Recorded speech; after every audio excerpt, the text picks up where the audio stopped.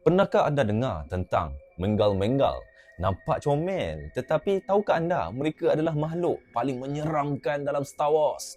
Jom kita bongkar rahsia mereka. Menggal-Menggal pertama kali diperkenalkan dalam Star Wars Avengers. Walaupun kelihatan kecil, comel dan tidak berbahaya, jangan tertipu. Mereka adalah makhluk kanibal yang sangat kejam.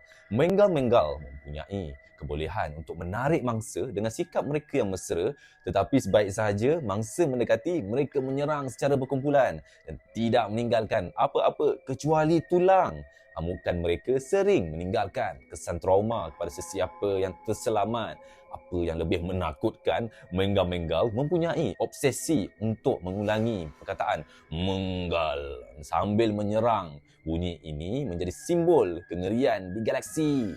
Jadi, Menggal-Menggal adalah peringatan bahawa dalam galaksi ini, ancaman tidak selalunya datang daripada makhluk besar. Kadang-kadang, yang kecil lah yang paling berbahaya. Adakah anda berani berdepan dengan Menggal-Menggal? Apa strategi anda jika mereka menyerang anda?